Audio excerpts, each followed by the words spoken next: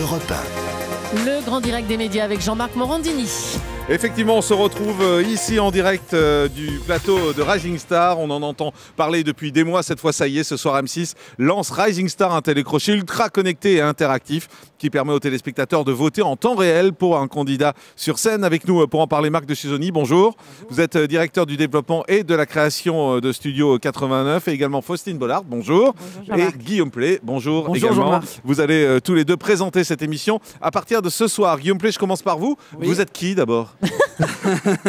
Moi, je fais de la radio le soir, voilà, sur une autre radio, sur Énergie, le soir de 22h à 1h, une libre antenne où tout le monde vient parler de tous les sujets possibles au monde.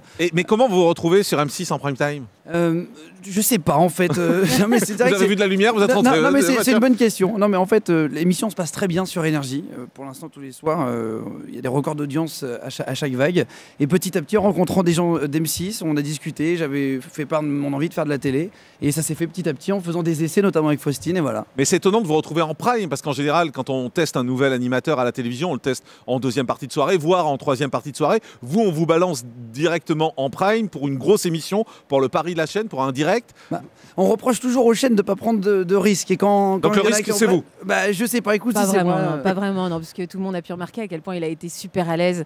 Et voilà, je pense qu'il a eu peur les 30 secondes avant, peut-être les 30 secondes du début, et après il était comme dans un poisson dans l'eau. Un poisson dans l'eau quand on est animateur. 30 secondes avant, c'est dur. Hein. Non, les 30 secondes avant, vrai, mais tous les deux, mais ouais, pour tous les deux. Après, quand on est animateur, il fait très bien son métier à la radio ou à la télé, on voit, il n'y a pas de différence. Mais vous avez un style particulier, parce que les auditeurs d'Europe 1 vous connaissent pas forcément. Vous avez un style, vous avez un ton, ou alors vous êtes super lisse à la radio, et un peu chiant. Ouais, c'est une bonne question, Jean-Marc. Mais non, à la radio, on essaye d'être le plus franc, d'être le plus clair possible. Une animation vraiment à la cool. Hein, c'est ce qu'on va essayer de faire avec Faustine ce soir ensemble. On va essayer de vivre le moment. Moi, je me rappelle de Patrick Roy à l'époque sur La Famille en Or. Le mec rigolait de bon cœur. Ah oui, vous êtes super jeune, vous avez des souvenirs.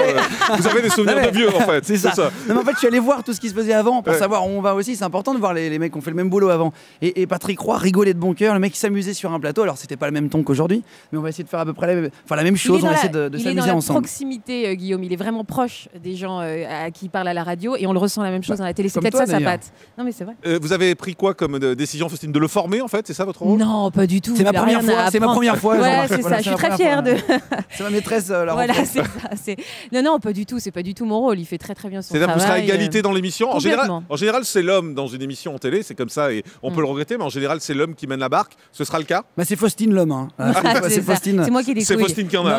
On va essayer. On va y arriver d'ailleurs. On a fait des répètes. On est 50-50. Il y a un gros plateau comme tu l'as vu. Il est très beau le plateau. Il est magnifique. Et bah voilà. Donc on n'est pas trop deux pour animer ça. Pas, voilà. On sera ensemble. On ne séparera pas. On est ensemble du début jusqu'à la fin. Il y aura une humeur. Alors là, on est sur le plateau de Rising Star. On est à l'endroit précis où les chanteurs vont commencer à chanter. C'est-à-dire qu'on est derrière le mur. Marc de Chusoni, avec vous, on va peut-être expliquer le concept de cette émission. Je rappelle que vous êtes directeur du développement et de la création à Studio 89.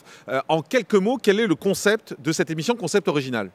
Rising Star, en fait, c'est un concours de chant qui ressemble à aucun autre parce qu'en fait, pour la première fois, le public choisit son gagnant depuis les auditions jusqu'à la grande finale. En fait, c'est lui qui décide de tout. Donc, qu'est-ce qu'on va avoir? On va avoir des chanteurs. Pour le coup, ils sont hyper divers parce qu'il y a des solos, des duos, des groupes, des jeunes, des moins jeunes, des enfants, des gens qui ont déjà enregistré des disques, des gens qui chantaient encore dans leur salle de bain il y a encore 3 semaines. Très divers. Et ces gens-là vont arriver sur ce plateau, ici, derrière le mur, et ils vont se confronter au seul jury qui compte vraiment, c'est-à-dire le public. Alors, pour être très clair, la personne arrive, se met ici, là où nous sommes. Ouais. Elle est face à un grand mur qui est devant nous. Et ce grand mur est noir au début. Exactement, ils sont dans le noir. Et ensuite coupés de tout. Et là, ils se mettent à chanter, accompagnés par un orchestre live.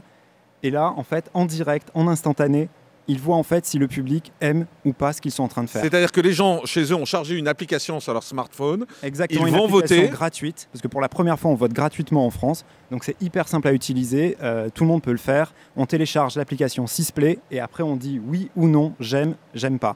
Et donc le chanteur chante et en face de lui, il voit en fait les photos des votants. Et il voit en instantané si les gens aiment ou pas ce qu'il est en train de faire. Et ça, c'est hyper fort, c'est hyper puissant parce que c'est un moment très intime pour lui. Il est coupé de tout, coupé du public. Face à la France. Face à la France entière, les yeux dans les yeux. Et il se dit, waouh, en fait, mon public, il m'aime, il est en train de voter pour moi. Et en fait, s'il passe 70% de oui, Alors là, c'est énorme. Le mur se lève, le public, il accède au public. On tout hurle, c'est clair, on hurle. On se prend dans les bras. Et il est sélectionné pour la suite du concours. Faustine, le jury sert à quoi? Le jury, c'est lui qui a présélectionné tous les chanteurs qui vont se présenter ce soir. Donc déjà en amont, ils ont fait un gros travail puisqu'ils ont décidé, oui, toi tu iras devant le mur, non, toi tu n'iras pas dans le mur. Donc forcément, ils s'engagent devant le mur, pardon. Et donc du coup, ils s'engagent à présenter des chanteurs dans lesquels ils croient et où ils pensent que les Français peuvent adhérer à leur talent. Après, ils possèdent eux 7%. À eux, ils représentent chacun 7% des votes. Chacun à 7%. Chacun donc à 7% x 4. Exactement. Donc du coup, si chacun vote 7%, eh ben, il y a 28% qui pourront...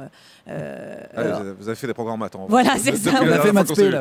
Exactement. Donc ils peuvent influencer, mais c'est pas eux qui ont le final cut en fait. C'est le public, quoi qu'il arrive, qui décidera si le chanteur va à la prochaine étape ou pas. Guillaume Play, un mot sur les membres du jury. Rappelez-nous qui ils sont. Il y a Kali, il y a Morgane Serrano qui est le patron justement du groupe Énergie. Qui est votre patron. Donc. Voilà, qui est mon patron, mais qui n'a rien à voir avec le fait que je sois ici ou qu'il soit là. On a vraiment. C'est pas lui qui vous a pistonné. Non, c'est très drôle. Non, mais c'est très drôle parce qu'on a fait, on a fait des essais séparément et on a appris le même jour qu'on était dans la même émission. Donc c'était drôle. Il y a Cathy Guetta et David Hallyday.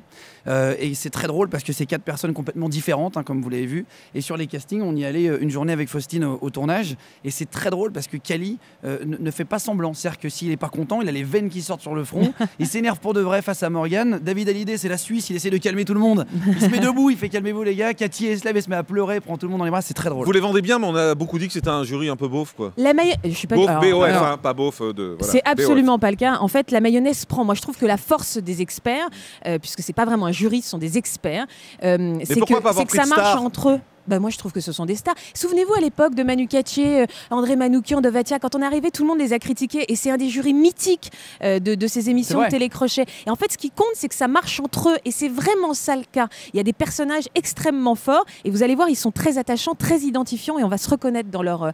Et puis il y a un vrai pari, on peut parier avec le jury parce que vous allez voir, on va les défier. Imaginez, ils présentent un chanteur au public en disant moi, j'y crois pas du tout, je pense que le mur va pas se lever. Et puis finalement, les Français décident de faire lever le mur. Vous allez voir qu'ils vont... Voilà, il y a un petit jeu qui va s'installer avec eux, on va pouvoir parier, les suivre, pas les suivre. Il y a un vrai truc très amusant et très novateur à ce niveau-là. Marc de Chusoni, vous êtes directeur du développement et de la création à Studio 89. En Allemagne, le jeu a été raccourci de 3 numéros parce que ça marchait pas. De chant. Le concours de chant a été raccourci, oui, mais bon, il y a une mécanique de jeu en même temps, donc voilà.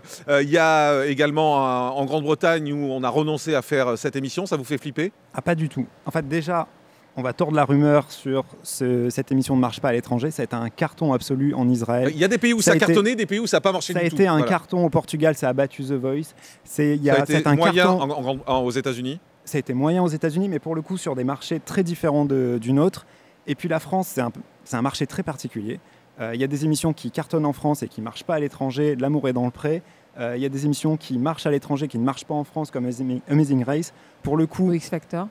Aussi. Il faut faut que les gens viennent voir ce que c'est et qu'ils se fassent une opinion. Pour le coup, cette émission, on a laissé le pouvoir au public, c'est eux qui décident de tout.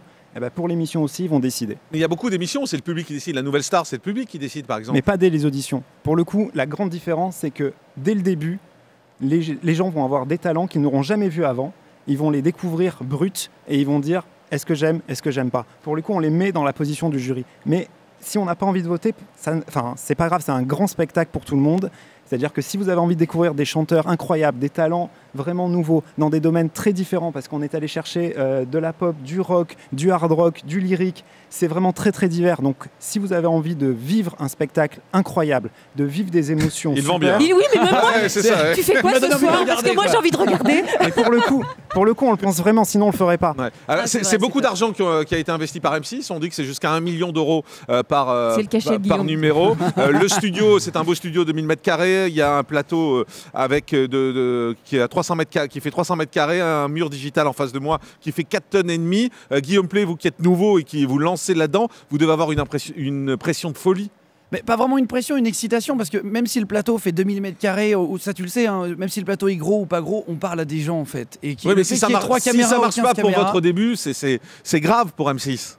Je sais pas si c'est moi qui vais. Moi je vais animer du mieux que je peux, en tout cas ce programme. Je le trouve intelligent, je le trouve sympa parce que ça laisse la parole aux gens. Après, si ça marche ou si ça marche pas, ça c'est en fait voilà, ça c'est le stress de Marie-Laure Saisonnier, c'est le stress d'autres personnes. On a chacun notre stress. Beaucoup, moi, c'est de bien animer. L'émission, c'est la seule chose que je peux faire. Après, si ça marche pas, je vais donner le mieux de moi-même et puis c'est tout. Faustine Bollard, vous avez quitté 100% Mag pour venir animer cette émission. Vous aussi, vous faites un pari là-dedans parce que si l'émission s'arrête, vous n'avez plus rien.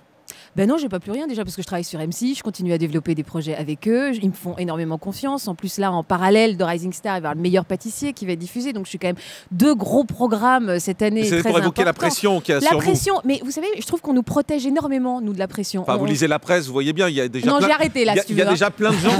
Et je te tutoie parce que. Non, mais il y a plein de gens qui vous tapent dessus. On voit ça dans les médias, dans Touche pas à mon poste, par exemple, régulièrement, vous en prenez un peu plein la gueule, également alors que l'émission n'a pas commencé. Donc voilà, vous devez quand même sentir cette pression. Aujourd'hui, nous, de création. C'est extrêmement excitant de lancer une nouvelle marque, un nouveau format. Tu sais quoi? Non, mais ça, c'est la langue de bois, on s'en fout, c'est la langue de bois. La vérité, c'est quand même que vous avez une sacrée pression. On a la pression, mais nous, on est dans une bulle aujourd'hui extrêmement protégée par M6. On est extrêmement concentré sur le fait de présenter un beau programme ce soir et on se met aujourd'hui des œillères parce que si on commence à lire tout ce qu'on dit sur nous, de toutes les manières. Donc vous avez arrêté de lire vraiment? Nous, on a arrêté parce qu'à un moment, il faut arrêter quoi. Il faut se concentrer maintenant, on se concentre sur le programme. On a juste envie de présenter un très beau spectacle ce soir, y compris pour les gens qui votent, qui voteront pas. On veut juste faire une très belle émission. On est dans une démarche de création positive et on essaie de se protéger de ça. Marc de Susoni, me répondez pas qu'il n'y en a pas.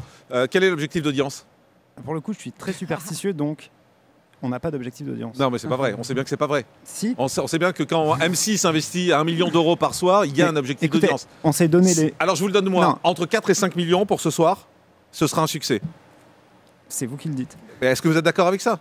C'est vous qui le dites. Pour le coup, nous, notre travail, c'est de faire la meilleure émission possible, de mettre les talents les plus incroyables devant ce mur pour les présenter aux Français. On a juste envie que les gens ils kiffent en voyant cette émission. On a juste envie qu'ils découvrent des talents incroyables. Non mais si, pour le coup, dis-le. Mais on fait une émission 18 millions. 18 millions. En dessous de 18 millions, on est hyper déçus. Voilà. On a envie que le plus de gens possible votent aussi. C'est pour ça qu'on a fait ce système gratuit. D'accord, entre 4 et 5 millions, demain on pourra dire que c'est un succès. Si vous le dites. Non mais pour le coup, je vais pas vous répondre parce que vraiment je suis superstitieux et donc jamais on me donne d'objectif d'audience. En plus, on est une société de production interne, donc on travaille pas comme ça. Notre mission, c'est de faire la meilleure émission possible. C'est un grand show, c'est un grand show familial et on a envie qu'il plaise au plus de gens possible. Europe 1, Jean-Marc Morandini. Le grand direct des médias.